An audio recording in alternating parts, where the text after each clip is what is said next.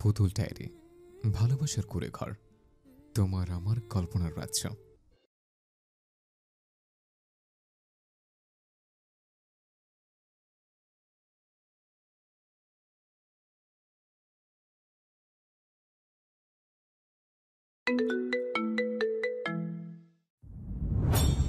আজ ক্লাসে স্টুডেন্টের সংখ্যা অন্য দিনের তুলনায় অধিকতর। গাদাগাদি করে এক বেঞ্চে মোট 6 জন করে বসতে হলো। বরাবর কাঠের লম্বা বেঞ্চটিতে 5 জন করে বসা হয়। আজকের ব্যাপারটি সম্পূর্ণ ভিন্ন প্রকৃতির। স্টুডেন্টদের উপস্থিত সংখ্যা বেশি, আর এই অধিক সংখ্যক হওয়ার কারণ অবশ্য রয়েছে। হেড স্যার কড়া হুঁশিয়ারি দিয়েছেন, একদিন ক্লাস না করলে 50 টাকা জরিমানা দিতে হবে। সেই সঙ্গে এক নাগাড়ে স্কুলে 3 দিন অনুপস্থিত থাকলে অভিভাবকদের কাছে নোটিশ চলে যাবে। তাদের লাইব্রেরিতে ডেকে এনে জবাবদিহিতা দিতে হবে। তাই সকলে কোমর খিচে ক্লাস করতে উঠে পড়ে লেগেছে। পাখি আর জানলার পাশ বরাবর বসেছে। প্রথম সাবজেক্ট নেবেন রফিক স্যার। উনি ইংলিশ টিচার, মোটামুটি ভালোই নামডাক আছে। এসেছেন মিনিট 10 হবে, এখন রোল ডাকতেছেন। পাখি তাদের মনোযোগ নেই। জানলার পাশে ছোটখাটো একটি জঙ্গল, ফাঁকা রেখে রেখে গাছপালাগুলি গড়ে উঠেছে। তার পাশে বিরাট আকারে পুকুর, কিঞ্চিত দূরে হিন্দু বাড়ি। এই জঙ্গলটি পুরো স্কুলের জমিটি মূলত হিন্দুদের। মাঝে মধ্যে ওরা হিন্দু সহপাঠীদের সঙ্গে ওদের বাড়িতে যায়। ওনারা খুবই ভালো মন মানসিকতার মানুষ। গেলে অতিথি আপ্যায়ন করতে উঠে পড়ে লাগেন। কখনো নারকেলের নাড়ু, মুড়ির নাড়ু, খই ভাজা, মিঠাই, সন্দেশ দেয়। আবার স্কুলে পালিয়ে তারা হিন্দু বাড়ির উপর দিয়েই যায়। আপাতত ওর দৃষ্টি হিন্দু বাড়ির পুকুরের উপর 2 জন ছেলে মেয়ে স্নান করছে। স্নান বলে ভুল হবে, তার চেয়ে বেশি দুষ্টুমি করছে। নিদারুণ দৃষ্টিজোড়া দিয়ে ওদের আমোদ ফুর্তি করার দৃশ্যটি অন্তরে গেঁথে রাখে। ছেলেবেলার দিনগুলি মনে পড়ে যায়। স্বাধীনের সঙ্গে গোসল করতে গেলে তার প্রতিনিয়ত যুদ্ধ বাস্তব। এখনো কম কিসে, সুযোগ পেলেই হয়েছে। সে মন ভরে দেখতে লাগলো। ইদানিং ওর মনোযোগ কিছুতেই থাকে না। সারাদিন এক অন্য জগতে যেন ওর বসবাস। ধ্যান জ্ঞান সবটা জুড়ে কেবল নফ আর নফ। লোকটা কি মন্ত্র জালে ওকে বন্দি করলো ওর জানা নেই। আজকাল মনটাকে টিকিয়ে কিছুতে রাখা যাচ্ছে না। এই যে স্কুলে কত মানুষ, কত শত লোক, তার ভিতরে ওনাকে মনে করতে হবে কেন? ওনার কথা ভেবে লজ্জায় রক্তিম হয়ে উঠবে। ওনার সঙ্গ সান্নিধ্য পেতে মনটা নড়েচড়ে আনসান আনসান করে উঠবে। এগুলো কি? হ্যাঁ, তুই তার মন, তাকে কন্ট্রোল করবে সর্বদা সে। তুই কেন নির্লজ্জের মতন অন্যের কন্ট্রোলে চলে যাবি? হ্যাঁ ভাইয়া একটা। এই যে অনন্যা রহমান, পাখি দাঁড়াও। গভীর চেতনা নিমজ্জিত থাকা আঁখি দুটি আচমকা ভয়াতুর যন্ত্রণায় নেচে উঠছে। ভরকায় অবিলম্বে বক্ষ হৃদস্পন্দনে থুতু ছিটে তৈরি করে উঠে দাঁড়াতে গিয়ে বেঞ্চের সঙ্গে থুতনিতে বাড়ি খায়। যার ফলস্বরূপ ইচ্ছ ব্যথার আন্দোলনে চোখ মুখ মুহূর্তের মধ্যে খিচিয়ে উঠে দাঁতে দত চেপে উঠে পড়ে। রফিক স্যার বই নিয়ে এগিয়ে আসে। বাইরে কি দেখছিলে? জি স্যার, কিছু না। আমি স্পষ্ট দেখেছি, মিথ্যার বলার প্রয়োজন নেই। পাখি গায়ে শুরু করে, গলা দিয়ে টু শব্দটাও বের হয় না। গহিনী অস্বস্তিতে দৃষ্টিজোড়া নামিয়ে নেয় রফিক স্যার। ফের বলেন, তোমাদের নতুন করে লজ্জা দেওয়ার ইচ্ছে আমার মোটেও নেই। সামনে তোমাদের টেস্ট এক্সাম, শুধু লক্ষ্য রাখো ফাইনালে যেন যেতে পারো। 2 সাবজেক্টের বেশি যারা ফেলে মারবে, একটাকেও ফাইনালে নেওয়া হবে না, কথাটা মনে রাখবে। রফিক স্যার ফের বলেন, ক্লাস শেষ হয়েছে সেই কখন? বর্তমানে টিফিন পিরিয়ড হয় না, একসঙ্গে 4টা ক্লাস শেষে ছুটি দেয়। দুপুরে 2:20 সে প্রখর মন খারাপ নিয়ে হেঁটে যায়। স্যার ঠান্ডা মাথায় বেশ ধুয়েছেন। আজকাল কি যে হলো ওর, নিজের মধ্যে আর নিজে নেই। সবকিছু যেন অন্যের অধীনে কন্ট্রোলে। এমন আমূল পরিবর্তনের কেবল তার বিয়ের পর থেকে শুরু হয়েছে। বিষয়টি গুরুতর ঠিকই, তবে অপ্রকাশিতব্য। পরিষ্কার বোঝা যায় যে সে ফেসেছে, খুব বাজেভাবে। লোকটার প্রেমের জালে ফেসেছে। আজকাল ওনাকে ছাড়া সে কল্পনা করতে অবধি পারে না। চোখের সামনে সর্বদা উনি ঘুরঘুর করে ভাসেন। রাস্তার পাশ দিয়ে হেঁটে অন্যমনস্ক হয়ে হঠাৎ ওর পায়ের সামনে দিয়ে শাসা করে একটি অটো চলে গেল। অল্পক্রমে বেঁচে গেল। কতবার অ্যাক্সিডেন্ট হয়ে যেত নয়তো। ক্লাবের সামনে আসতেই আকস্মাৎ চরণ দুটি থেমে পড়ে। ক্লাব অতিক্রম করে যাওয়ার সময় লম্বাটে পুরুষের প্রতিচ্ছবি পেছনে ফুটে উঠে। মস্ত বড় পিলারের সঙ্গে দীর্ঘপিছি দেহটা হেলে নিদারুণ চমকৃত মুখে শুধালেন, আমাকে দেখেও না দেখার ভান করে উপেক্ষা করে চলে যাচ্ছিস? এটা কেমন মানবতা? পাখি পিছপা হয়, ঘাড় ঘুরিয়ে ওনার নিকটে চলে আসে, চোখ দুটি পুরুষালী চোখের দিকে মিলিত করে চাতক পাখির মতন বলে উঠছে, সব দোষ আপনার। সারাদিন আমার মস্তিষ্কে ঢুকে মাথাটাকে খারাপ বানাচ্ছেন। আমাকে আপনাকে নিয়ে ভাবতে বাধ্য করছেন আর বলছেন আমি আপনাকে উপেক্ষা করছি। আপনি জানেন নওয়াব ভাই, আমার জন্য আজ স্যারের কাছে কতগুলা বকা খেয়েছি। এর দায়ভার কে নেবে শুনি? আজ্ঞে আমার বিবিজান, সব দায়ভার মাথা পেতে নিলাম। এবার খুশি তো? পাখি সামান্য হাসল।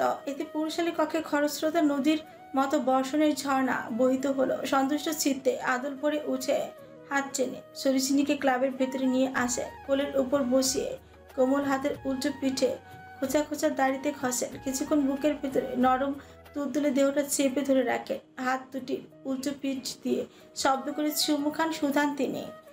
সন্ধ্যায় সন্ধ্যায় চলে আসবি, এখন যা। পাখি নীরব শ্রোতার মতন শুনে বাধ্যগত ভাবে বাড়ি ফিরবার পথ ধরল। আজ ইচ্ছের মন খারাপ থাকারই কথা। পৃথিবীর সবারই বাবা মা আছে, বেচারির কেউ নেই। ভালো মতো জিজ্ঞেস করার মতন দুজন লোকও বাবা অমাবস্যার চাঁদ হয়ে দাঁড়িয়েছে। সকালটা শুরু হয়েছে স্বাধীনের সঙ্গে ঝগড়া করে। রাতে ওদের বাড়িতেই ছিল। নিখিলের লুঙ্গি মনে করে ওর স্কার্ট পরে পুরো এক দুপুর চোখের সামনে ঘুরঘুর করেছে। ইচ্ছের এতে প্রচন্ড রেগে গিয়েছিল। গুটি কয়েক কড়া কথা শুনিয়েছে। ছেলেটাও নাছর বান্দা, বড্ড খাটতারা, কোনো কথাই শুনলো না। পুরো দুপুর ভর ওর স্কার্ট পরেছিল। এরপরে স্কার্ট ওকে নিয়ে দিল। ইচ্ছে স্কার্ট তো নিলই না, উল্টো ডোবার মধ্যে চুবিয়ে ফেলল। আজ তার জন্মদিন ছিল, অথচ একটা লোক ওকে উইশ করলো না। বোন ভাই কেউ তার সুক্ষেপ নেই। একপ্রোশ মন খারাপ নিয়েই গেল কোচিংয়ে। সেখানে গিয়ে শুনলো পাখি নওয়াব ভাইয়ের সঙ্গে চুটিয়ে প্রেম করছে। সেই বেচারি মন আরো খারাপ হয়ে গেল। প্রাণের চেয়ে প্রিয় কলিজার ডুগডুগি সেও কিনা ওকে এসে বললো না, অথচ তলে তলে সবই করছে। কয়টা কথা শোনালো সে, রাগলো। পাখি নীরবে হাসলো, ওর নিকট ক্ষমাও চাইল। ইচ্ছে আর রাগ করে থাকতে পারলো না। দুটো ক্লাসের পর আকাশের চাঁদ পাওয়ার মতো লোকটা দেখা পাওয়া গেল। যথারীতি উনি ক্লাসে ঢুকলেন, বাংলা ব্যাকরণ নিয়ে আলোচনা শুরু করেন। পাখি ইচ্ছের সঙ্গে ফিসফিসে কথা বলছিল, কিভাবে ওকে নওয়াব ভাই চিঠি লিখেছিল, প্রেম নিবেদন করেছিল, সেসব আলোচনা হচ্ছিল। অথচ ওদের খেয়ালই ছিল না ওদের সামনে বুকে আড়াআড়ি হাত বেঁধে সকল গোপন কথা লম্বাটে পুরুষটি শুনছিল, গিলছিল। কথা শেষ? না, আরেকটু। পরবর্তীতে ওর মনে হলো সে আরেকটু কাকে বলল। তৎক্ষণাৎ বুকটা ছড়াৎ করে উঠল, ঘাড় ঘুরিয়ে মাথাটা পাশে ঘুরায়। অমনি ওর পাশে লম্বাটে দীর্ঘদেহী পুরুষটি প্রতিচ্ছবি দেখতে পায়। আকস্মাৎ অক্ষি কোটে আশ্চর্য অবাকতা একসঙ্গে এসে ভিড় জমায়। অত দুটি 2 ইঞ্চি ফাঁক হয়ে এলো। Stand up. দুরু দুরু বুক ধরে ও উঠে দাঁড়ালো, নতমুখী হাত কচলায়। আজ চোখে একবার চোরা চাহনিতে লোকটাকে পর্যবেক্ষণ করে নেয়। লোকটা ওর চারপাশে খুরখুর করে শুথয়। মিস অনন্যা রহমান পাখি, বলুন তো আমি কোন বিষয় নিয়ে আলোচনা করছিলাম? বেশি না, 2 লাইন বলেন তাতেই হবে। পাখি হাসপাস করে, মিছিমিছি অদর ছাড়িয়ে বোকা বোকা মুখখানা নিয়ে বৃথা হাসতে চেষ্টা করে। মুখটা অকিঞ্চি করে নেয়। আচ্ছা, মুখটা অকিঞ্চি করে নাড়ায়, তবে শব্দ বেরোয় না। হবেই বা কি করে? ওর জানা নেই কোন চ্যাপ্টার নিয়ে আলোচনা করা হয়েছিল। ক্লাসে আসার পর থেকে সে প্রেমালাপে মজে ছিল তো মজেই ছিল, চারপাশে তো খেয়ালই ছিল না। এখন সে কি করে জানবে কোন বিষয় নিয়ে উনি আলোচনা করেছিল? ভারী আশ্চর্য লোক তো। আপনি কি বধির? যদিও অপ্রত্যাশিত ছিল প্রশ্নটি, তবুও আত্মসম্মানে হুড়মুড় করে তীব্র আঘাত হানে শিরদাঁড়া ওর টান টান করে। অপ্রস্তুতিতে হকচকিয়ে উঠল ওর কোমল দেহটা। প্রতিবন্ধী বানিয়ে ছাড়ল লোকটা এবার বেঞ্চের উপর হাতে ভর দিয়ে সামান্য পরিমাণ ঝুঁকে বসল।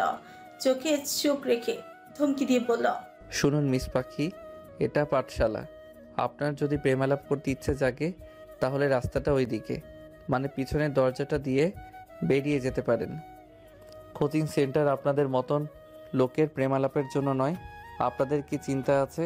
সামনে আপনাদের টেস্ট এক্সাম, অথচ তার চিন্তার ছিটে ফোটাও আপনাদের ভিতরে মিসিং। নন স্টপ বকবক করে অহেতুক সময় নষ্ট করছেন। সময় থাকতে কাজে লাগান, অসময়ে কাঁদলেও তখন কোনো লাভ হবে না। কতগুলি মানুষের সামনে এভাবে বিনা পারিশ্রমিককে অপমানটাই করলো। ছ্যাঃ, পুরো দিনটাই মন্দ, কেবল ধমক আর ধমক। এখনো আরেক ধমকময় এসে কপরদয়ে জুটেছে। ছ্যাঃ, একবার কেবল সুযোগ আসুক, হ্যাঁ দেখে নিবে ওনাকে। হ্যাঁ হ্যাঁ, রাতে ছ্যাঁচড়ার মতো ছুটে আসবে চুমু খেতে। ও মোটেও নরম হবে না, দিবে না ঠোঁটে গালে চুমু খেতে। দরকার পড়লে ঠোঁটে তালা মেরে রাখবে।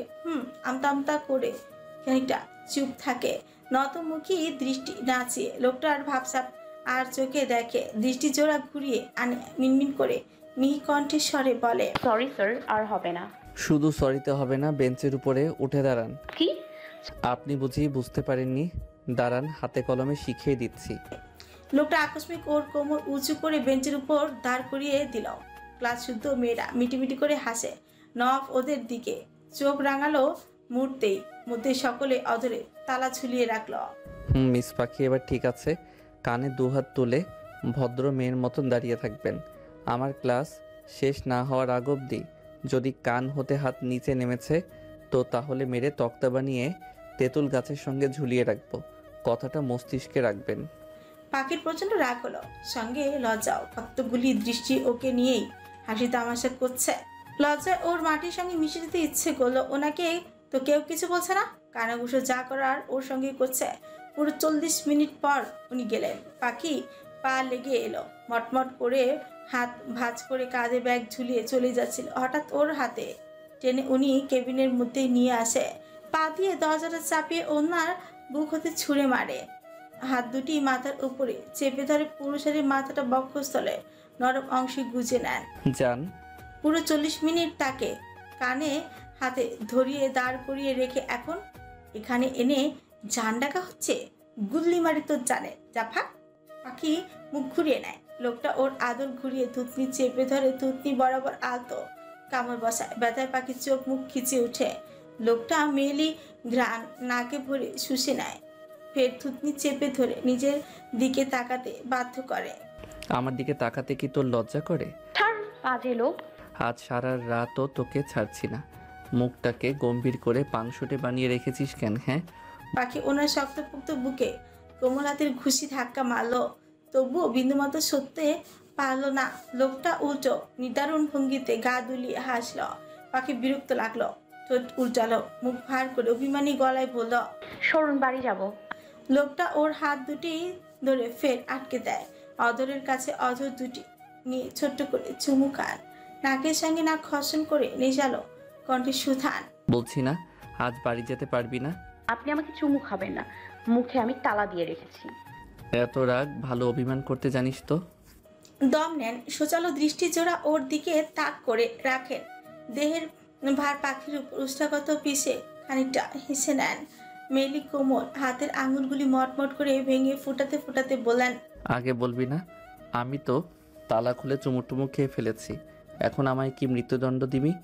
পাখি ওনাকে ধাক্কা দিয়ে ফেলে উঠে তার বক্ষস্থলে ওড়না জড়াতে গেলে উনি ওড়না টেনে হাতে নেন। হাতের কবজিতে ওড়না প্যাঁচাতে প্যাঁচাতে ওর নিকটে এগিয়ে আসে। পাখি দরজার সঙ্গে ছিটিয়ে যায়, চোখ খিচে বন্ধ করে নেয়। লোকটার তর্জনী আঙুল ওর ললাট থেকে নামিয়ে কম্পনিত বিভাজনের উপর এসে থেমে পড়ে। দ্রুতগামী বক্ষস্থলে ওঠানামা প্রকাশ পায়, তাতে ওনাকে তীব্র গতে উন্মোদনা করে দেয়। উনি দরজার কপাট আটকে আসে, কিশোরীর পিঠ টেনে জামার চেনটা টান মেরে খুলে ফেলেন। বেরিয়ে আসে নগ্ন পিঠের একাংশ, পুরুষালী অধর স্পর্শ করে সেই অংশে। কিশোরী কেঁপে ওঠে, নেতিয়ে যায় পুরোপুরি, খামচে ধরে ওনার পশমযুক্ত হাত। অধর দুটি তরতর করে নড়ে, কম্পিত হয়। উনি ওকে ঘুরিয়ে বন্ধ করিত দৃষ্টি জোড়ার উপর চুম্বন করেন, জামার চেন আটকে দিয়ে বলেন, আমার লজ্জাবতী, রাগ কমেছে? রাগ কমাতে গিয়ে শরীর যে আগুন ধরিয়ে দিয়ে আসছে তার কি হবে? হ্যাঁ, জিজ্ঞেস করতে আসছে রাগ কমছে? আমার লজ্জাবতী ন্যাকা ফাও লোক কোথাকার। পাখি ওড়না বুকে জড়িয়ে নেয়। লোকটা ওকে হাঁটতে বলে পিছু পিছু আসতে শুরু করে দেয়। উনি অন্যমনস্ক হতেই পাখি দ্রুত তালুকদার বাড়ির গেট হতে পালিয়ে যায়। বোর তখন 7টা নাগাদ। মুক্তি বরাবরের মতন উঠে ওর আম্মার সঙ্গে নাস্তা বানায়। বাড়ির উঠোনে কারো আসার পদধ্বনি পেল, নড়ল না। চুলোয় আলু ভাজা বসিয়ে রং চায়ের সরঞ্জাম তৈরি করছিল, তখনই নিখিল এসে চট করে কাঠের টুলে বসে পড়ে। মুক্তির দিকে তাকে শুধ হয়, 8 ঘন্টা 40 মিনিট 10 সেকেন্ড পর্যন্ত ফোন দিতেছি, রিসিভ করছিস না কেন? বাড়ির সকলে কি মঙ্গল গ্রহে চলে গেছে নাকি? সকাল সকাল মেজাজ খারাপ করতে এসেছেন নাকি? কথায় কথায় মরিচের মতো ছিটছিস কেন? আমার খালার মতন সরল সোজা মানুষের পেটে তোর মতন ধানি লঙ্কা জন্ম নেবে আগে ভাবিনি। আমিও ভাবিনি আমার মনির মতন এত সুন্দর মহিলার গর্ভে আপনার মতন ধান্দাবাজ লোকের জন্ম হবে। আমি ধান্দাবাজ? তা নয় তো কি। হ্যাঁ, সারাদিন ফোন দিলেই উনি ব্যস্ত ব্যস্ত। এতই যখন ব্যস্ত প্রেম করতে তাহলে আসছিলেন কেন? হ্যাঁ, আমাকে বিয়ে না করে আপনার কাজকে বিয়ে করেন, সুখী হবেন। মুক্তি?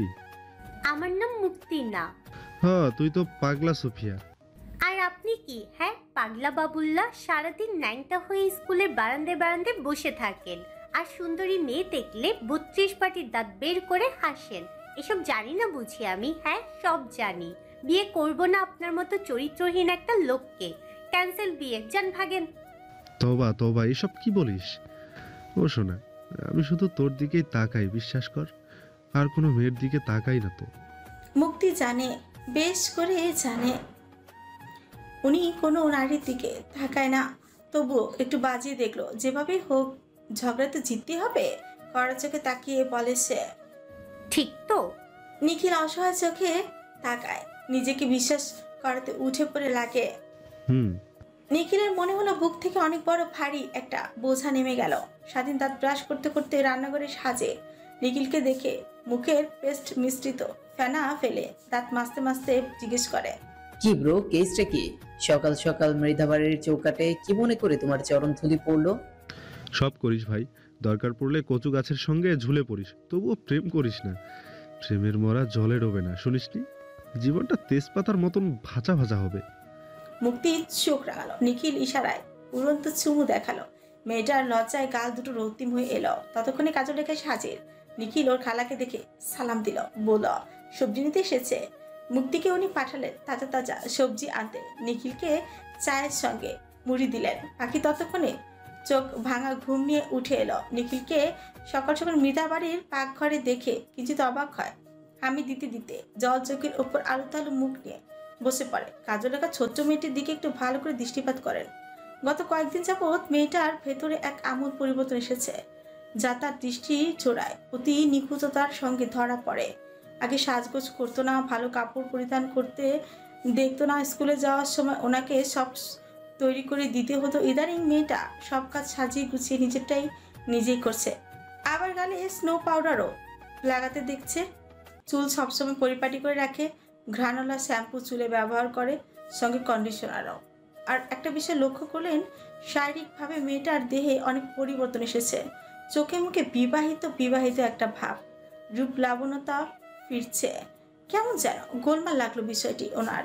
যদি উপযুক্ত শক্ত প্রমাণ নেই হাতে, তবুও হেলায় উড়িয়ে দেওয়ার মতো নয়। উনি হয়তো একটু বেশি দুশ্চিন্তা করছেন, তবুও মেয়ে মানুষ, বয়স কম, আবেগ বেশি। আবেগের বশে না জানি কোনো ভুল কাজে জড়িয়ে পড়ে।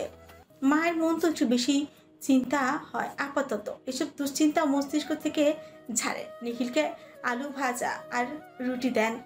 পাখি ততক্ষণে হাত মুখ ধুয়ে নাস্তা খেতে বসল। সন্ধ্যায় কোচিংয়ে গেল। লোকটা তালুকদার বাড়ির গেটের সামনেই ছিল। পথ আটকে ধরল। আদেশ করলেন হাস্যবান অদরখানি হতে, বাইকে উঠে বস। ভ্রু ভাঁজ করে সরু চোখে ওনার পানে একবার দৃষ্টিপাত করে ও আলগোছে মনোদ্বিধা নিয়ে। লোকটা তাতে সীমিত হারে বিরক্ত হলো। হাত টেনে ওনার সামনে বসিয়ে দেন, কোমরটা টেনে শরীরের সঙ্গে মিশিয়ে নেন। এত কথা বলা লাগে কেন তোকে? অল্পতে বুঝিস না? ছাড়ুন, ধরবেন না। আমি ধরবো না? তাহলে কে ধরবে শুনি? তোর দেহের প্রতিটি অঙ্গ প্রত্যঙ্গ আমার, ওদের ধরার অধিকারও কেবলমাত্র আমার। তাই আমি আমার অঙ্গগুলিকে ধরেছি। তোকে কে ধরেছে শুনি? খালি ছাড়ুন ছাড়ুন বলছিস। নীরব শ্রোতার মতন ও কেবল শুনে গেল, ইনিয়ে বিনিয়ে কিছুই বলল না। নীরব চোখ দুটি উঠিয়ে সীমিত সময়ের জন্য ওনার চোখের দিকে চায়, ফের নামিয়ে নেয়। উনি বাইকে স্টার্ট দেন। পাখিকে গলা জড়িয়ে ধরতে বলে। মেয়েটা ঘাড়ে একটি খামচি বসায়, টি শার্ট উঠিয়ে বুকের মধ্যে কামড় বসালো। লোকটা বাইক চলন্ত অবস্থায় কিঞ্চিত অবাক হলো। এক হাত দিয়ে মেয়েটার মাথার চুল খামচি ধরে মুখটা ওনার মুখের সামনে এনে শুধালো। সমস্যা কি? ডিস্টার্ব করছিস কেন জান? দেখছিস না বিরিয়ানি সামনে রেখে আমি নিজেকে কন্ট্রোল করছি, তবু তুই কি চাস আমি কন্ট্রোললেস হই? পাখি ওনার কথা শুনলো তো উল্টো টি শার্টের ভেতরে হাত দুটি ঢুকিয়ে দেয়। পুরুষালী ইজ্জতের উপর হামলে পড়ে দুপান্ত্রে থাকা পাহাড় পর্বতের ন্যায় মাংসপিণ্ড আচমকা চেপে ধরে। মনে মনে খিলখিল করে হাসে। লোকটাকে জ্বালাতে ওর ভীষণ ভালো লাগে। এই যে উনি এখন রাগ করবে সেটাও ভালো লাগে। লোকে এমনিতেই বলে না সে আসলে দুষ্ট। পাখিদের মতন চঞ্চল। নাও বাইকের গতি ততক্ষণে থামিয়ে আচমকা ব্রেক ঘষে। পাখির দিকে সুচাল দৃষ্টিজোড়া দিয়ে যেন ভস্মই করে দেয়। ততক্ষণে পাখি চোখ মুখ খিচে বন্ধ করে ওনার বুকের সঙ্গে বিড়াল ছানার মতো লেপটে বসল। মুখ লুকালো উন্মুক্ত বুকে, লঙ্কিত যুক্ত বক্ষের অভ্যন্তরে, যেন ও কিচ্ছু পারে। ভাজা মাছটা উল্টে খেতেই পারে না। মিনমিন করে বলল, কি হলো, থামালেন কেন? জ্বালাচ্ছিস কেন কলিজা? আমি জ্বালালে তোর ডোজ তুই সামলাতে পারবি না। তুই কি চাচ্ছিস মাঝ রাস্তায় বাইক থামিয়ে তোর সঙ্গে আমি রোম্যান্স করি? আমার কোনো আপত্তি নেই, সব জায়গায় আই অ্যাম ফিট রেডি, কিন্তু তার ডোজ তুই কতটুকু সামলাতে পারবি সেটাই দেখার মুখ্য বিষয়। পাখির নাজুকতায় ওনার টি শার্টের ভেতরে মুখ লুকালো। ওর লুকায়িত মুখটা উন্মুক্ত করে উনি চুলের গোছাটা শক্ত করে চেপে ধরে থুতনি উঁচু করে তুললেন। শুকনো অধর দুটি মিনিট দুয়েক শুষে তবেই থামে। দুজনেই হাঁপায়। ওর ললাটের অবহেলিত বেবি হেয়ারগুলি সরিয়ে তিনি সুধান, আর বিরক্ত করবি না কলিজা, ঠিক আছে? ভদ্র মেয়ে হয়ে থাকবি। এখন সুন্দর করে গলাটা জড়িয়ে ধরে থাক, নড়াচড়া করবি না। বাইক চালাতে ডিস্টার্ব হবে, হেলমেট পরে নে। পাখি হেলমেট পরার আগে চুপ করে ওনার শুকনো অধরে ছটপট চুমুকে হেলমেট পরতে নেয়। লোকটা নিদারুণ ভঙ্গিমায় গা দুলিয়ে হাসেন। মেইলি দেহটা প্রশস্ত যুক্ত চওড়া বক্ষস্থল অভ্যন্তরে ঠুকিয়ে নেন। ললাটে গভীরভাবে চুমু খান, ফের বাইক স্টার্ট দেন। শান্ত নদীর কুল জুড়ে ওদের বিচরণ। নিজের পৌরুষালী দেহটা উপরে, মেয়েটা বালু মাটির উপর শায়িত দুজনে। এ যেন নদীর কূলে এক টুকরো অমৃত সুখ, অদ্ভুত শান্তি, সুখ সমৃদ্ধি।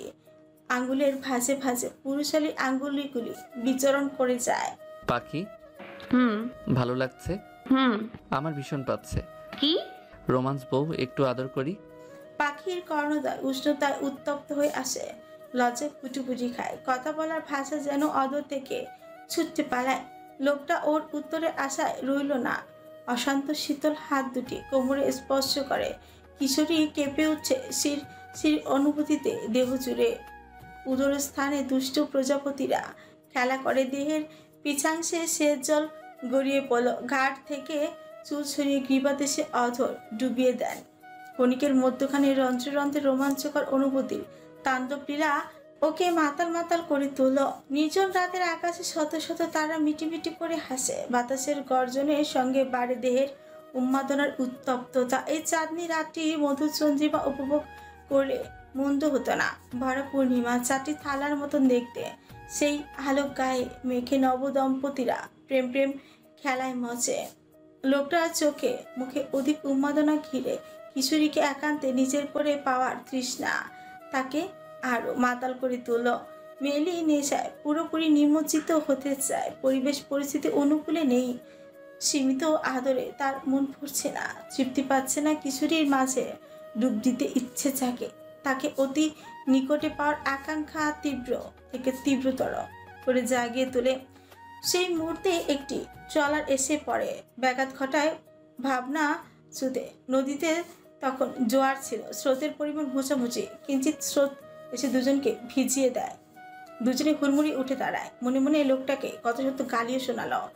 একটি ফুচকার দোকানে ঢোকেন তিনি। তৎক্ষণাৎ জরুরি একটি ফোন কল আসে। পাখিকে ফুচকার প্লেট দিয়ে উনি ফোন রিসিভ করতে একটু বাইরে বের হন। মিনিট চারেক পর এসে দেখেন পাখির পাশের টেবিলে সাবেক মন্ত্রী দ্বিতীয় পক্ষের ছোট্ট ছেলে রাজন বসে। পিয়াসের সৎ ভাই। এই ছেলে মোটেও ভালো ও সুবিধাজনক নয়, চরিত্রহীন, তার উপর ভারী ডেঞ্জারাস। খুন খারাপিতে একটু বেশি প্রচুর। ওনার ললাট জুড়ে চিন্তিত সূক্ষ্ম ভাঁজ স্পষ্ট, মুখাব গম্ভীর। রাজন নবাবকে দেখে অধর বাকি হাসে। শাস্ত্রার মতন ওর নিকটে ছুটে আসে। গায়ে পড়া স্বভাব সুলভে বলে, হেই নবাব যে হঠাৎ আমার এলাকায় কি মনে বস? আমি কি দিবা স্বপ্ন দেখছি নাকি? একটু বিরক্ত হলেন তিনি। রাগ কন্ট্রোল করতে হাত মুষ্টিবদ্ধ করে নিজেকে যথাক্রমে নিয়ন্ত্রণ করে। সঙ্গে পাখি আছে, কোনো প্রকার ঝামেলা করা যাবে না। আপাতত মস্তিষ্ক ঠান্ডা রেখে যা করার করতে হবে। শুকনো অধরে গাম্ভীর্যে ভরা কঞ্চে বলেন, পথ ছাড়ো। যদি না ছাড়ি? দেখো আমি কোনো রকম ঝামেলা করতে চাচ্ছি না। গতবার তুই আমার ভাইয়ের হাত কেটেছিস, আজ তোকে জিন্দা ফিরতে দিব ভেবেছিস? মোটেও না ব্রো। ফুসকাওয়ালার থেকে আচমকা ছুরি টেনে ওনার বুকে ডান পাশে ছুরিকাত করেই বসলো। কিছু টের পর আগে এই ঘটনাটা অতি দ্রুত ঘটে গেল। পাখি ভয়ে কাচুমুচু করেছিল, তার সর্ব শরীর জুড়ে ঘন ঘন অস্থিরতা। নিজের সবচেয়ে কাছে সুদর্শন পুরুষটির উপর আঘাত করা দেখে মুহূর্তের মধ্যেই মুখের রং ছলকে উঠল তোর। তৎক্ষণাৎ হুহু করে অদর ঠেকে কেঁদে উঠল নফ। এক পলক ব্যথাতুর যন্ত্রণার সহিত দৃষ্টি জোড়া প্রিয় নারীর ক্রন্দন মিশ্রিত মুখখানা দেখে বক্ষস্থল তার আকস্মায় মূর্ছে উঠে। পাখি ফুপে ফুপে কাঁদে, ছুটতে পারল না নায়িকাদের মতন করে শখের পুষ্টির দিকে এগিয়ে গিয়ে জিজ্ঞাসা করতে, আপনার কোথায় ব্যথা হচ্ছে, যন্ত্রণা হচ্ছে, একটু সবুর করুন, সব ঠিক হয়ে যাবে। কেবল ছলছল টিসপ্রাণ নয়নে তাকিয়ে রইল। কন্দনরত গলা দিয়ে অস্ফুটে বেরিয়ে এলো, নওফ ভাই।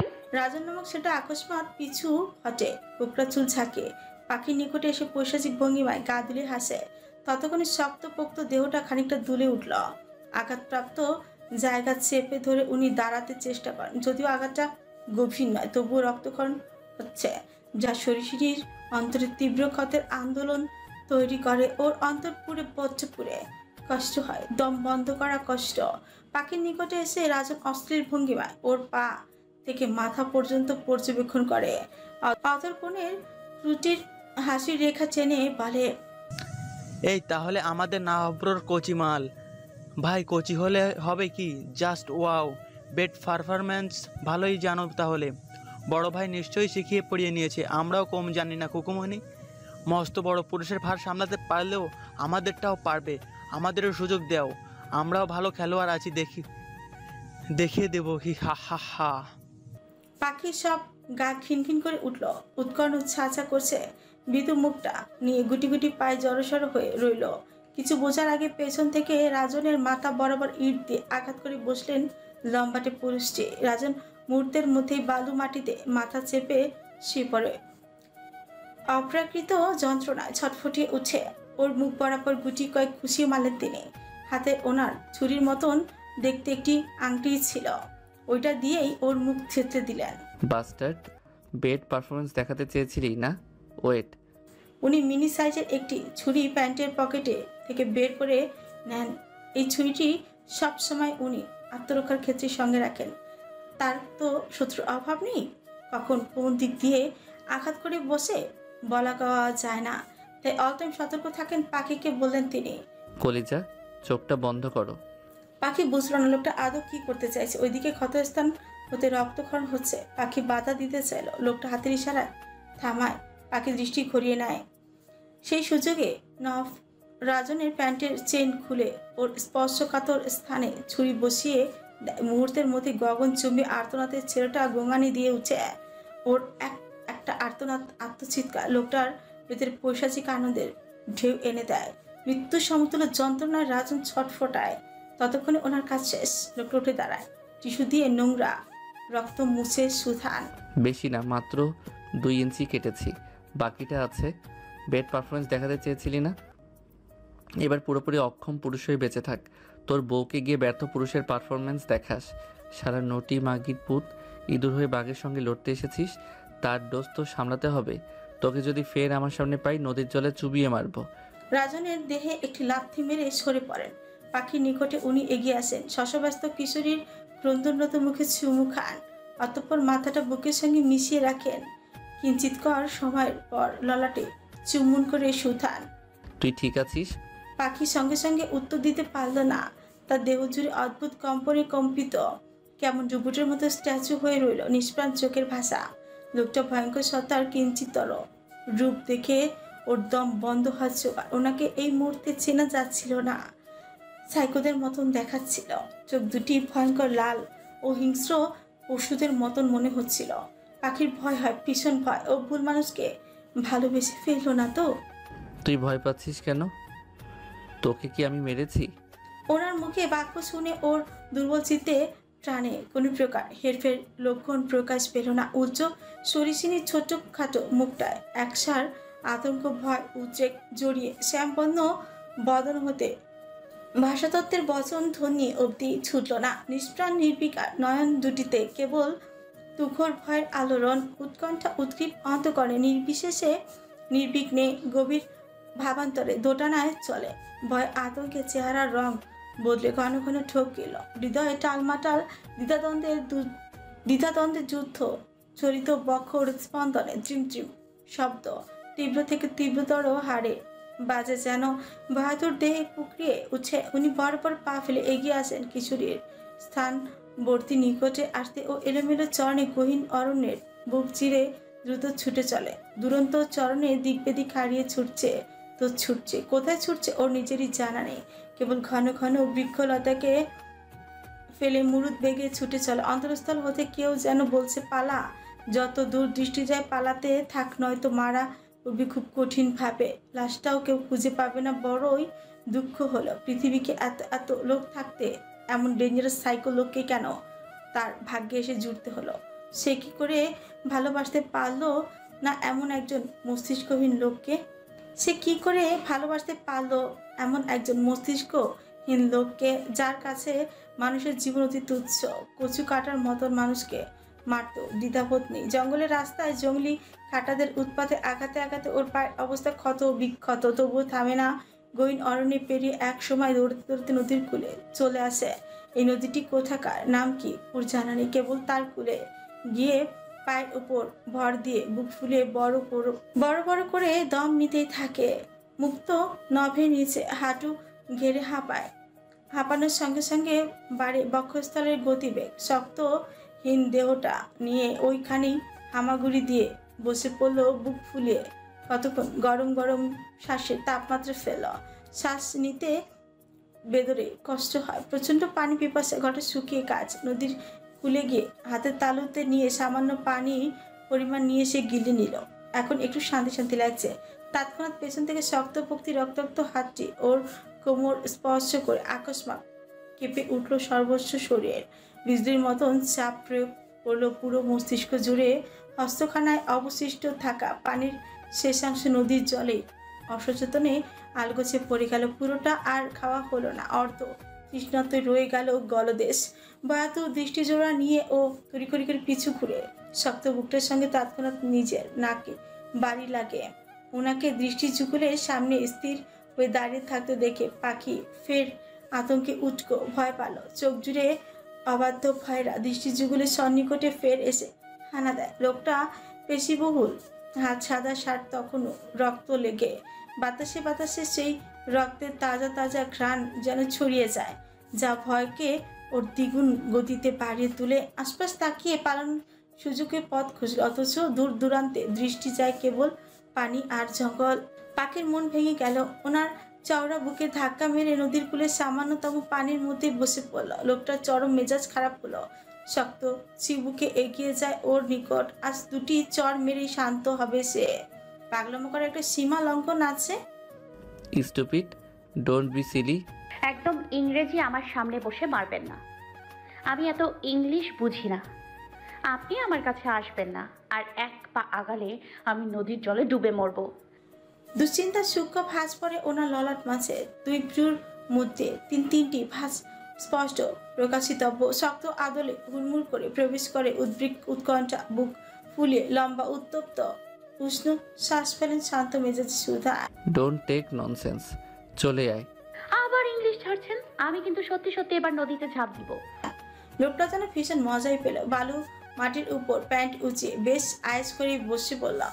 মোবাইল বের করে ভিডিও ওপেন করে বললেন, ঠিক আছে, নদীর জলে ঝাঁপ দিবি তো? দে, আমি বসে বসে নীরব দর্শক হিসেবে ভিডিও করছি। পাখির ভীষণ গা কাঁপিয়ে কান্না পেল। এ কেমন নিষ্ঠুর লোক! কাকে ভালোবাসলো সে? ওর মতো পাশুন যে হৃদয়ের এক ফোঁটাও দয়া মায়া আর ছিটে ফোঁটাও নেই। কি খারাপ লোক!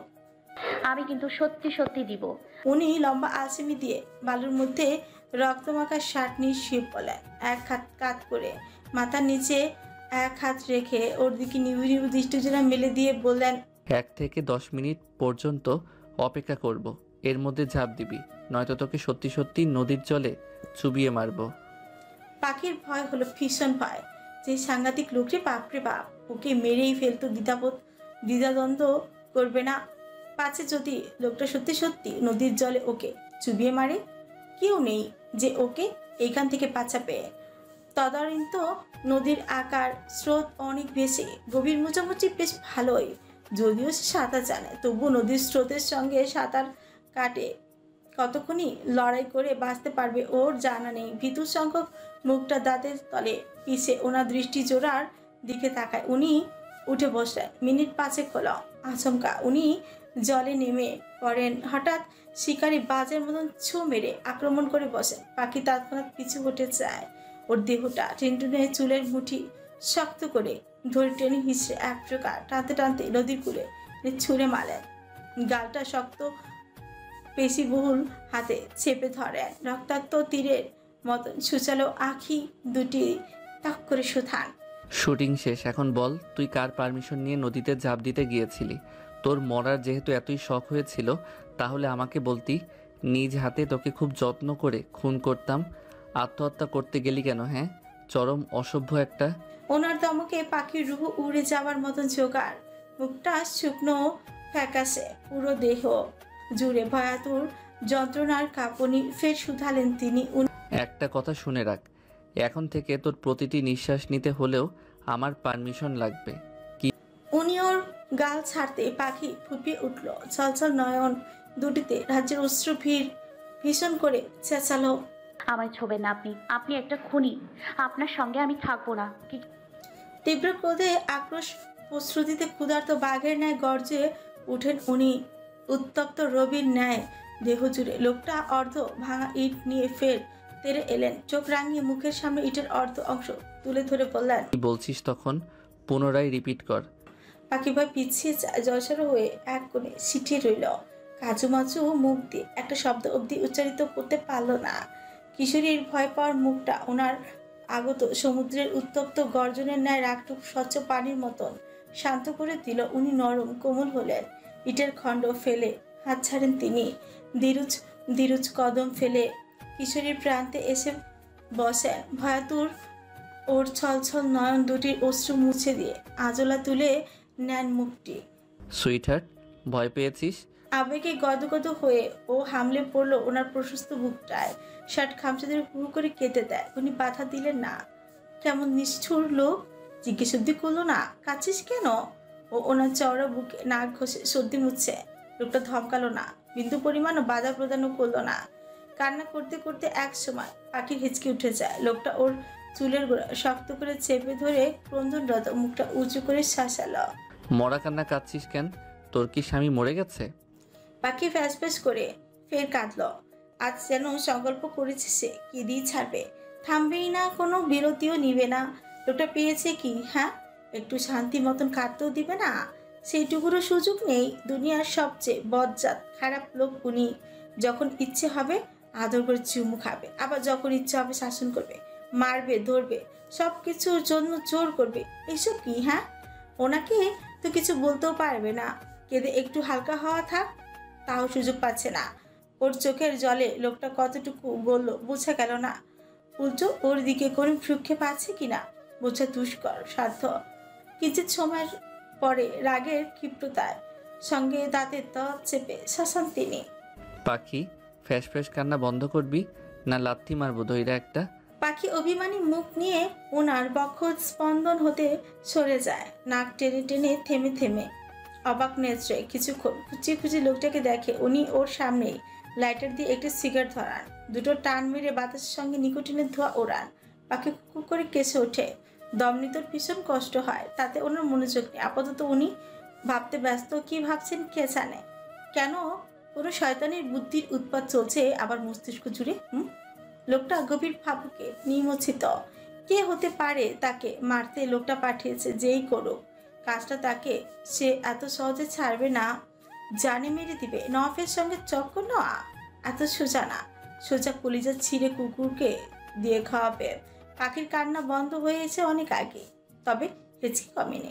সে কেমন অসহায়তা নিয়ে ওনার দিকে ঘন ঘন দৃষ্টিপাত করে। আজ হঠাৎ করে লোকটাকে অজানা অচেনা মনে হচ্ছে। তার আচরণগুলি ভোজ্য পরিচিত। চেনা ন পায়ের সঙ্গে ওনার মিল আকাশ পাতাল তফাৎ। তৎক্ষণাৎ তখনকার কথা মনে পড়লো ওরা বাইক নিয়ে আনন্দে যাচ্ছিল। আচমকা কোনো এক আগন্তুক একটি বাইক নিয়ে এসে ওদের বাইকটিকে ধাক্কা মেরে ফেলে দিল। দুজনে ভাগ্যক্রমে বালুর মধ্যে পড়েই বেঁচেছে, তবে বাইকটি বাঁচল না।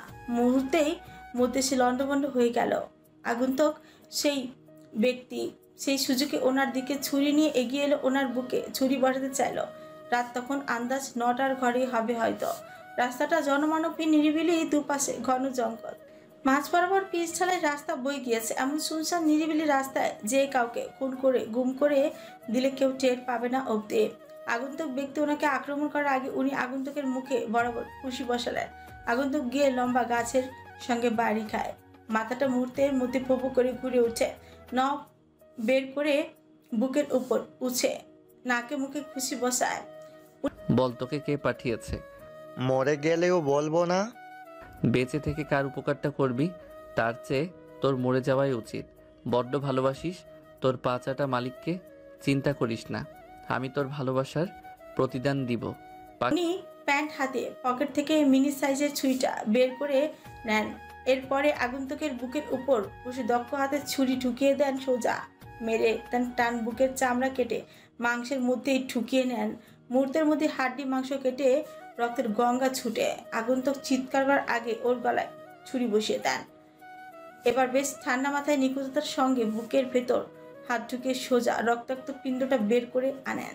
হাতের তালুতে রক্তাক্ত হৃৎপিণ্ডটা ঘুরিয়ে ঘুরিয়ে অদ্ভুত ভঙ্গিমায় হাসেন। সেই হাসি পৈশাচিক বিদঘুটে হাসিকেও যেন হার মানাবে। কি জঘন্য কুৎসিত দেখতে। তখনও হৃৎপিণ্ডটা স্বল্প পরিমাণে লাফিয়ে যাচ্ছিল।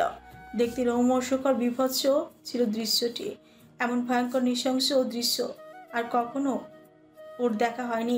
রীতিমতো পাখির ভয়ে তখন হাত পা কাঁপ জমে যাচ্ছিল। কি হচ্ছিল, কি দেখছিল ওর জানা নেই। কেবল সমস্ত পৃথিবী যেন ঢুলছে, ঘুরছে, শরীর দিয়ে ঘাম ছুটে যাচ্ছে। এ যেন এক দুঃস্বপ্ন চোখের সামনে ঘুরঘুর করছে। কি আকস্মিক ও লাফিয়ে উঠে সব শক্তি ফিরে ছটপটে গলায় বলে, কি হয়েছে? বাড়ি যাবি না? না এটা শ্বশুর বাড়ি পেয়ে বসেছিস? কিন্তু কিভাবে যাব? শাফিন নতুন একটা বাইক নিয়ে এসেছে, যা বাইকে উঠে গিয়ে বস। পাখি উঠে দাঁড়ালো চুপচাপ, গিয়ে বাইকের পেছনে বসে পড়ে। সামনে এসে বস। পাখি মুখ ঘুরিয়ে নেয়। অভিমান তার। আকাশসম লোকটা কি তা বুঝবে না। বড্ড বেড়েছিস। তুই কি চাচ্ছিস মাঝ রাস্তায় তোকে ফেলে যাই? আজ কথায় কথায় লোকটা ওকে ধমক দিল, ফেলে যাওয়ার হুমকি দিচ্ছে। মার ধমক খাওয়ার জন্য কি আর কাউকে চোখে পড়েনি?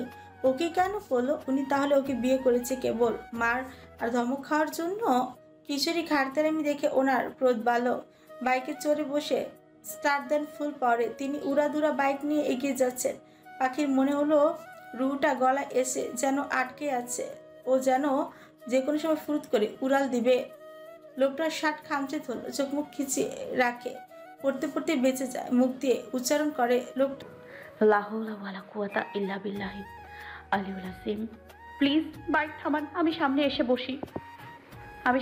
বসছি। শুনলো তোর কথা? তিনিও কম ঘাড়তেরা নাকি? এক ঘুমিয়ে একরোখা স্বভাবে বিন্দুর মতো নড়াচড়া করলো না। পাখির এবার নিজের মাথায় নিজেই বাড়ির বসতে ইচ্ছে জাগলো। লোকটাকে পেছন থুতে আস্তে পৃষ্ঠে জড়িয়ে ধরলো কোমল প্রাণ মনে নমনীয় কণ্ঠে বলে উঠল, জানগো প্লিজ বাইকটা থামাও না, আমার খুব কষ্ট হচ্ছে বসতে। প্লিজ আমি আপনার সামনে বসবো। এবার লোকটা ব্রেকের গতি খানিকটাই কমে এলো। আচমকা ব্রেক খসেন। অবিশ্বাস্য অফুরন্ত নেত্রে ঘাড় ঘুরিয়ে ওর মুখটা দিকে এক বুক বিস্ময় নিয়ে তাকিয়ে রয়। পাখি লজ্জায় তাকাতে অবধি পারে না।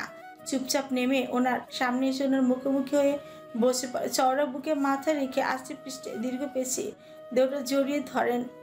উনি ওর চুলের গোছাটা শক্ত করে চেপে ধরে মুখটা ওনার মুখের সামনে তুলে ধরেন। পাখি কি বললি? আরেকবার বল কলিজা।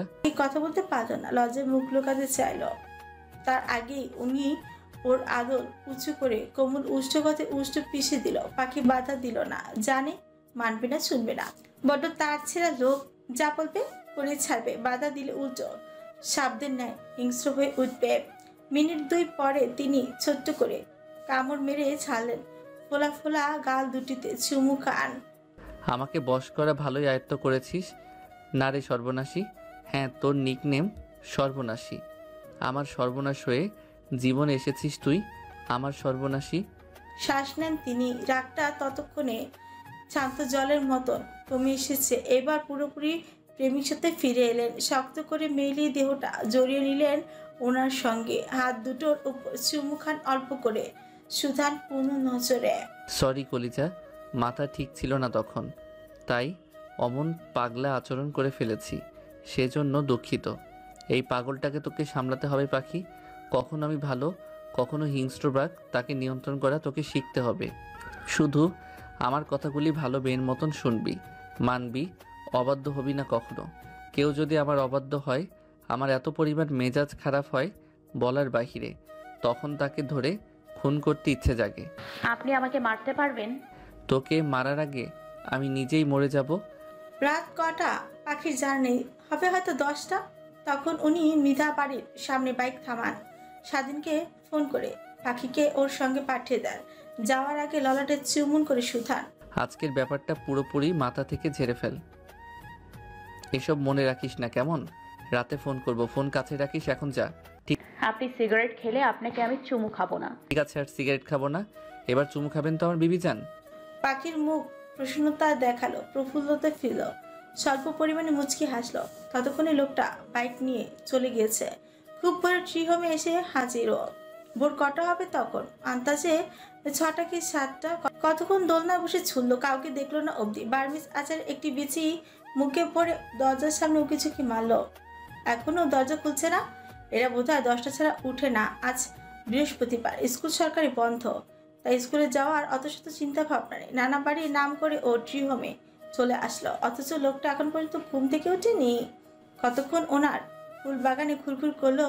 কয়েকটি অযত্নে পড়ে থাকা শিউলি ফুল কুড়িয়ে হাতে তুলে নিল। কামরাঙ্গা গাছ থেকে একটি কামরাঙ্গা পেরে মুখে কামড় বসালো। বেশ মিষ্টি ও রসালো। ওর আর ধৈর্য কুলালো না, দরজার সামনে গিয়ে টোকা বসালো। কিছুক্ষণ পর ঘুম ঘুম চোখে রমিজ এসে দরজা খুলে দিল। রমিজের অর্ধনগ্ন দেহ দেখে দ্রুত পাখি পিছু ঘুরে গেল। দরজার সামনে পাখিকে দাঁড়িয়ে থাকতে দেখে বেচারার ঘুম উড়ে গেল। দ্রুত সে অয়ন সাপিনকে ডেকে তুলল। ওরা উঠল না। চোখ উল্টে চোখ মুখ খিচিয়ে ফের কাঁথা মুড়ি দিয়ে শিব বলল। রবিজ বিরক্ত হলো, চরম বিরক্ত। চোখ মুখ খিচিয়ে ওদের পশ্চাৎ দেশে লাথি বসালো। শালার পুতেরা উঠ, মান ইজ্জত সব খাবি। সাপিন ডেকে মেগে উঠে বসলো। আব্বে হালা, তোকে গোরে কিনমি কি খোঁজে নাকি? সকাল সকাল কাঁচা ঘুমটা বাঙালি কেন? হালার পুতেরা ঘুম পড়ে, আগে দেখ দরজার সামনে ক্যাঠা ভাবি দাঁড়িয়ে আছে। জলদি আন্ডারওয়্যার সার, লুঙ্গি পরে নে, লজ্জায় মাথা কাটা যাইবে নয়তো। ওরা দুজনেই লুঙ্গি পরে জলদি দরজার সামনে গিয়ে সিরিয়াল দিয়ে দাঁড়ালো। মুখে হাসির রেখা টেনে বলল, আসসালামু আলাইকুম ভাবিজান, ভালো আছেন? জি ভাইয়ারা, ভালো আছি। আপনাদের এই অবস্থা কেন? কি হয়েছে? মুখ ফুলে আলু থালু হয়ে গেছে। ওহ, গতকাল রাতে ঘুমাতে পারিনি, সারা রাত ডিউটি করেছি তো তাই। ও আচ্ছা, আপনাদের ভাই কোথায়? ঘুমোচ্ছে নাকি? আপনাদের বিরক্ত করলাম। আরে দূর, ঘরের মাল কিন্তু আপনি নিজেই। আপনার ঘরে আপনি ফিরবেন, আমরা বিরক্ত হব কেন?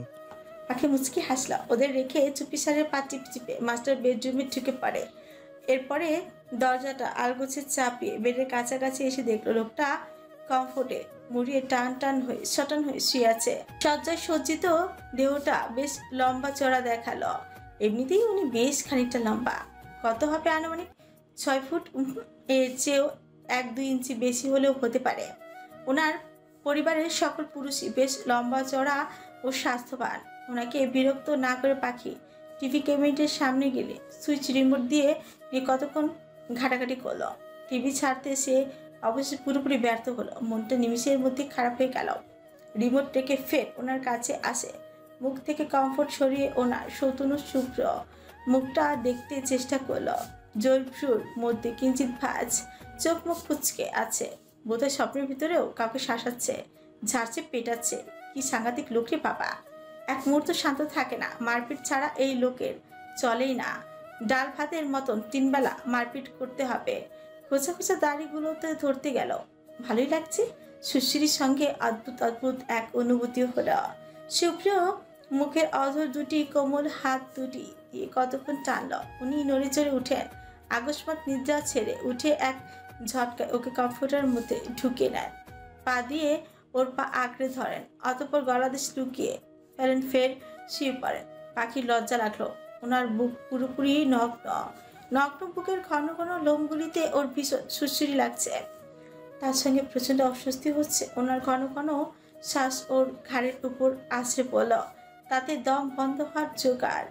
লোকটার মুখটা দেখার মাত্র জো নেই, কেননা ওর মুখ উল্টো দিকে ঘুরানো। পাখি ওনার হাত খামচে দিল, এতে কাজ হলো। লোকটা চট করে উঠে বসলো, হাতে ডান পাশের দিকে তাকিয়ে পাখিকে দেখে ফ্রিকুচকে ফেললেন। তুই কখন এলি?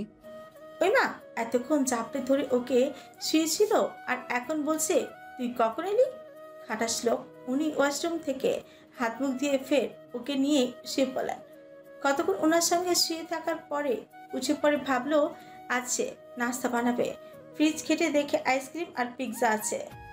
ও আর বিলম্ব করলো না, ঝটপট পিৎজা এক পিসে কামড় বসালো। চা চামচ নিয়ে টেবিলে বসে আইসক্রিম খেতে বসে গেল। রমেশ বাথরুমে যাচ্ছিল, পাখিকে ড্রয়িং রুমে দেখে এগিয়ে গেল। কি করছেন ভাবি? রমেশকে ডাইনিং এ দেখে পাখি কিঞ্চিত লজ্জা পেল। আইসক্রিম পেয়ে সে যেমন হামলে পড়লো, নিশ্চয়ই সেটা ভাবছে সে রাক্ষস, জীবনে কোনোদিন আইসক্রিম খায়নি। ছি ছি, অসভ্য, জীবটার জন্য আজ ইজ্জত শেষ। জোরপূর্বক মুখে হাসি রেখা টেনে বলল, আইসক্রিম খাচ্ছি, আপনি খাবেন? না না, সকাল সকাল আমি আইসক্রিম খাবো না, তবে ভাই আপনার জন্য ফ্রিজে আইসক্রিম এনে রেখেছিল। পাখি খুশিতে পাকপাকম হয়ে গেল। প্রসন্ন চিত্তে হৃদয় উল্লাসিত হয়ে উঠল।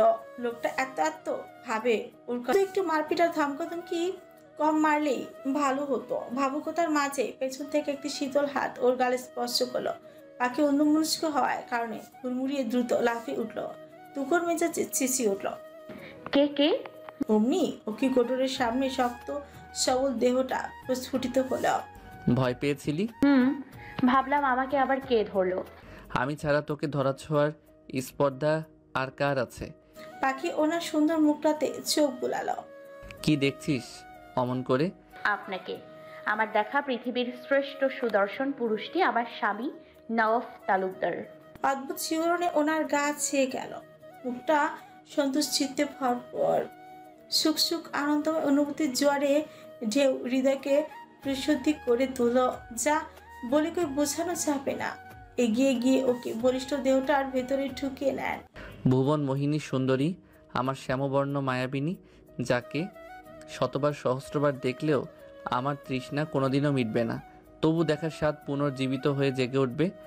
দুটি হৃদয় সন্ধি খানিকক্ষণ চলল। এভাবে কেটে গেল অনেকটা সময়। সুখের রাজ্যে দুজন তলিয়ে একে অপরের আলিঙ্গন করে দুজন একসঙ্গে বেঁচে থাকার যেন এক নব্য স্বপ্ন বুনেছে গাছে। ঠিক সেই মুহূর্তে রমেশ হুকু করে কেসে উঠল, ভাই আমি এখানে। পাখি দ্রুত সরে আসতে চাইলেও পারল না। লোকটা উল্টো ওকে বাহুডোরে আঁকড়ে রাখলো তৎপর। কোলে তুলে বেডরুমে নিয়ে এলো। লজ্জায় ওর গাল দুটি রক্তিম হয়ে এলো। দরজা আটকানোর আগে রমেশকে ওরা হুঁশিয়ারি দিলেন তিনি, আগামীকাল থেকে তোরা ক্লাবে ঘুমাবি, একটাকেও যেন ট্রি হোমের আশপাশে দেখি না, তাহলে ঠ্যাং ভেঙে গলায় ঝুলিয়ে দিব। সময় অসময়ও বোঝে না বেয়াদব, ডিস্টার্ব করতে চলে আসে। রমেশ ভ্যাবচাকা খেয়ে বসলো। ব্ল্যাক পাঞ্জাবি পরে পাঞ্জাবির হাতা গুটিয়ে রেডি হয়ে নেন তিনি। কেমন লাগছে দেখ তো? পাখির মুখটা বেটকি মাছের মতন করে রইল। কি হলো, অমন কালো করে রাখছিস কেন মুখটা? এমন সকাল সকাল সলমান খান সেজে কোথায় যাচ্ছেন আপনি? আরেকটা বিয়ে করতে? তুই তো আমার কোনো কথা শুনিস না, স্বামীর হুকুম অমান্য করিস। এবার আরেকটা বিয়ে করব ভালো দেখে, যাতে আমরা সব কথা অক্ষরে অক্ষরে মান্য করে পালন করে, আর আমাকে বেশি বেশি আদর করবে ও ভালোবাসবে। মুহূর্তের মধ্যে পাখির হাস্যবান মুখটাতে অমানিসা ভিড় করলো। মুখ ভার করে ও কাঁদো কাঁদো বানিয়ে রাখলো। রাগ করে গাল ফুলে বারান্দায় গিয়ে বেতের সোফায় বসে পড়লো। নফ আর চোখে সবটা দেখে মিটিমিটি করে হাসেন তিনি। গায়ে করা পারফিউমের সেন্টে ছিটিয়ে হাতখড়ি পড়তে পড়তে বারান্দায় যান। ওকে ছুতে গেলেই ওই মাছের মতন ছিটকে ওঠে। খবরদার ছবে নামায় যান আপনি না সলমান সেজে বিবাহ করতে। জোরপূর্বক ওর হাতটা টেনে বুকের ভেতরে কিশোরীকে টেনে আনেন করা ঘ্রাণটি পাখিকে বজ্র টানল। এক সার মন খারাপ নিয়ে ওনার বুকের মধ্যে বন্দি থাকে। ওর ডান হাত উঁচু করে তিনি শব্দ করে দুটো চারটা চুমু খান। পূর্ণ দৃষ্টি জোড়া ওর উপর নিবদ্ধ করে সুতান তিনি। তুই একাই 4 জনের সমান। যতবার বিয়ে করব তোকেই করব। এবার একটু হাস কলিজা, দেখি আমি প্রাণটা জুড়িয়ে। পাখি হাসতে পারল না। ওনার পাঞ্জাবি খামচে ফুপিয়ে উঠল। দূর বোকা, কাঁদছিস কেন? আপনার ভাগ আমি কাউকে দিতে পারবো না নওফ ভাই, কাউকেই নয়। আপনার দেহ প্রাণ সবটা আমার। এতটা ভালো তুই কবে থেকে বাসলি রে পাখি? জানি না, আমি কিছু জানি না। আপনি যদি আমি ছাড়া আর কাউকে ভালোবাসেন এবং বিয়ে করেন, তাহলে সেটা দেখার আগে যেন আমার দেহ মনের মৃত্যু ঘটে। সব সইতে পারবো, আপনার পাশে দ্বিতীয় নারীকে মানতে পারবো না। মেয়েটা ফের ফুপিয়ে উঠলো, পাঞ্জাবি খামচে ধরল। ওর অশ্রুতে ওনার পাঞ্জাবি ভিজে যেতে লাগলো। পাখি আমার দিকে তাকা, আমি তো জাস্ট মজা করছি সোনা, তাতে এমন কাদার কিছু নেই। তোর সঙ্গে কারো তুলনা হয় না। আমার স্ত্রী তুই, প্রথম ও শেষ তুই থাকবি। তুই তো সবেমাত্র ভালোবাসতে শিখেছিস, আর আমি তোর নওয়াব ভাই তোকে আরও ছোট থাকতে ভালোবেসেছি। সেই লোকটা তোকে কি করে ভুলবে রে পাখি? তোকে ভোলার আগে আমার মৃত্যু হোক, ধরনীর বুক থেকে আমার অস্তিত্ব মুছে যাক। যতদিন সজ্ঞানে থাকবো তোকে কখনো ভুলবো না রে পাখি, ভুলবো না। তোকে ভুলে যাওয়া মানে নিজের অস্তিত্বকে ভুলে যাওয়া। সেটা সম্ভব নয় রে পাগলি, সম্ভব নয়। পাখি ওনার পায়ের উপর পা তুলে উঁচু করে ওনার নাগাল পেতে চাইলো, পারল না। লোকটা স্বল্প পরিমাণে নইল ওনার ললাট, গাল, নাক, চোখ, অতঃপর অধরে অসংখ্য চুমুতে ভরিয়ে দিল। সবশেষে দীর্ঘ দেহটাকে আস্তে পৃষ্ঠে দীর্ঘ মুহূর্ত ধরে রাখলো। ওভাবেই দীর্ঘ সময় অতিক্রম হলো। গধূলি লগ্নে মুক্তি নিখিলদের বাড়ির উদ্দেশ্যে রওনা হয়। ওখানে আজ নিখিলদের কাজিনের আড্ডা মেলা বসবে।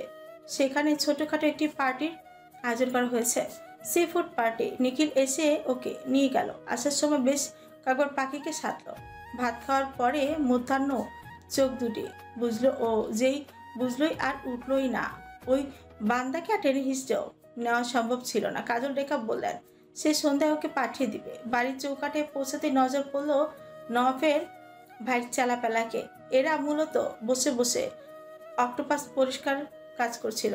সি ফুডের পার্টি চলবে, সকলে মিলেমিশে তারই সরঞ্জাম তৈরি করতে মহাব্যস্ত। ছাদের এক কোণে রান্নাবান্না হবে, অপর প্রান্তে সকলে মিলে গল্প গুজব করবেন। বেশ রাতভর চলবে আমোদ ফুর্তি। মুক্তি আসার সময় ওর আব্বা মানিক মিথাকে বলে আসলেন ওনাকে আনতে যেতে হবে না, স্বাধীনের সঙ্গে এসে পড়বে। নিখিল চুলোর ব্যবস্থা করে হাত ধুয়ে মুক্তির ওনার হাত মুছল। চোখ রাঙানো মুক্তি।